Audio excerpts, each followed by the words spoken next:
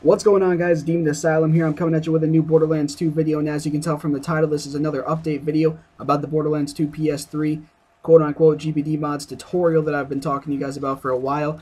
I apologize for not uploading a video last night, or rather yesterday. I was going to upload this video, but I procrastinated all day on doing this commentary because I was afraid of what the reaction to this video and commentary was going to be.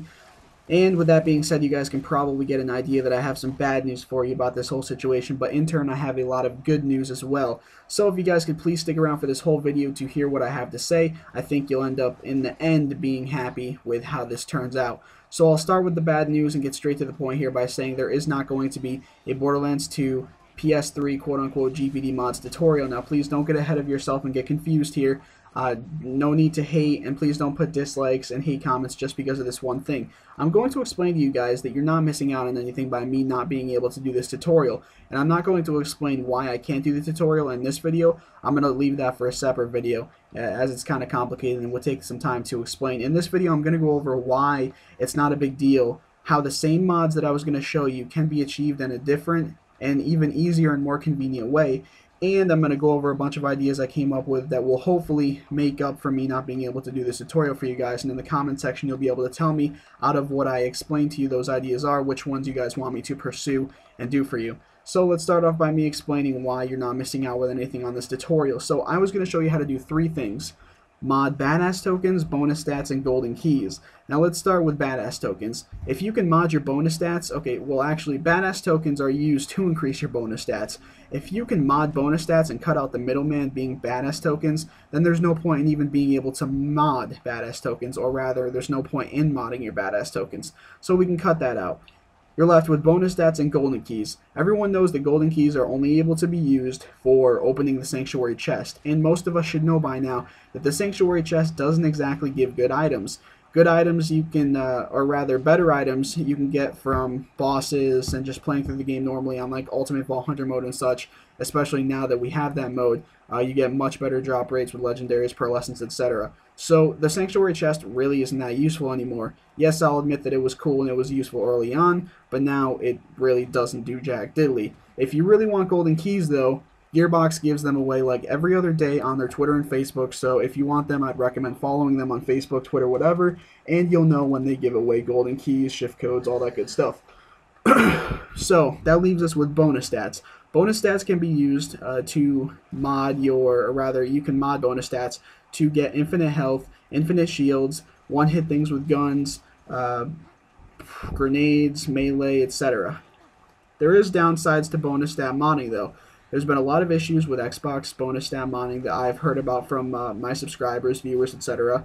For instance, if you mod your fire rate too high, then it freezes your game, it can lag your game, depending on what weapon you're using. It will use your whole clip. If you have 52 bullets in your clip, it'll use all of them in one shot because of your bonus stats being modded. If you mod your bonus stats too high, it can push them into the negatives and mess up your character. If you mod your bonus stats, it can sometimes corrupt your save. It can mess with your storyline, your missions that are completed. It can just mess up your character in general, where you are in the game, a whole bunch of different stuff. Usually it doesn't happen, but it can happen, so there is a lot of possible downsides to it. Also, I've been told by a lot of people that when they mod their bonus stats one time and they go back and try to mod it again, it doesn't usually work. Now, I've never had that issue, but again, when it comes to modding sensitive things like this, it can happen to a lot of people. Like, you know, a lot of different issues can occur for different people.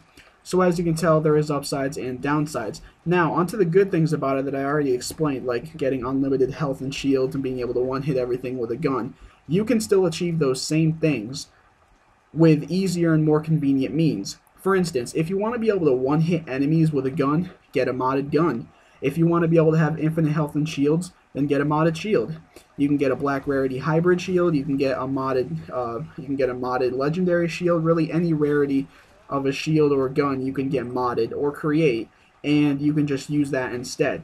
It's also a lot more convenient to use items instead, because if you have all legitimate bonus stats and then a modded health and shield capacity bonus stat, the only way you can turn those off to play legitimately is if you disable all your bonus stats. And if you disable all your bonus stats, you are not going to live if you're playing in something like Ultimate Vault Hunter mode. You need decent bonus stats to survive in Ultimate Vault Hunter mode.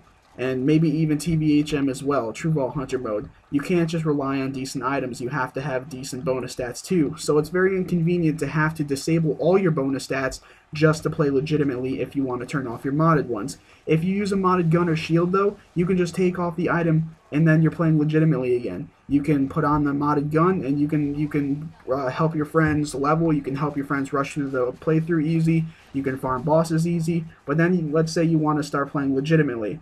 All you got to do is take the weapon off and put on a legitimate one, and there you go. Nothing else is affected, so it's a lot more convenient.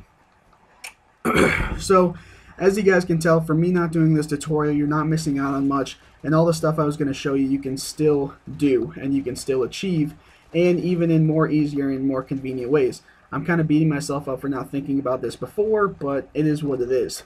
As for the ideas that I'm coming up with, or did come up with, that I wanted to explain to you guys or express to you guys that I could do in return for me not being able to do this tutorial for you all, is a few different things here.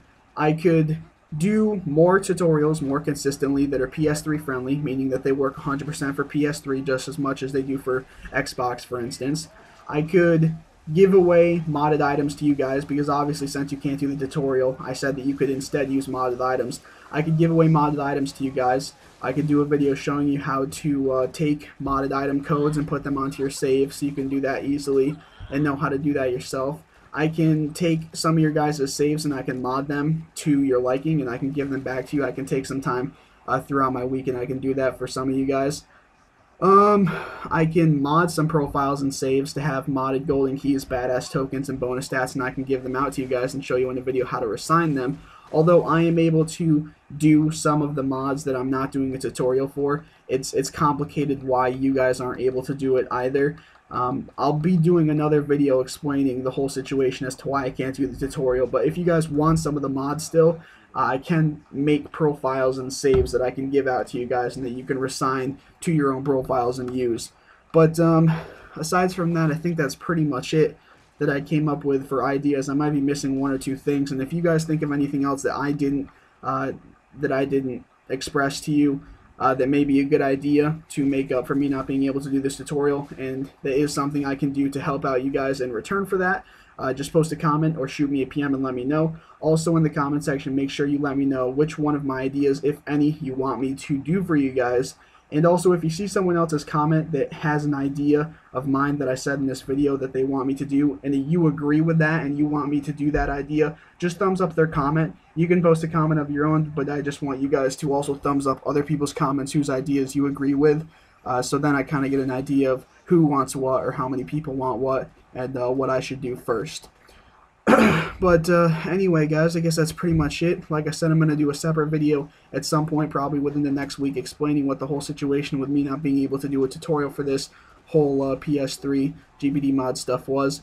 But for now, this is what I got for you guys. Make sure to put comments in the comment section below letting me know what you want to do. And of course, I do apologize for not being able to have this tutorial, but I'm glad that I came across the epiphany of knowing that you can achieve the same mods in a much easier and more convenient manner. So, that's pretty much it, guys. If you enjoyed the video, please be sure to leave a like and subscribe to my channel for many more videos to come. And thanks for watching, guys. Peace out.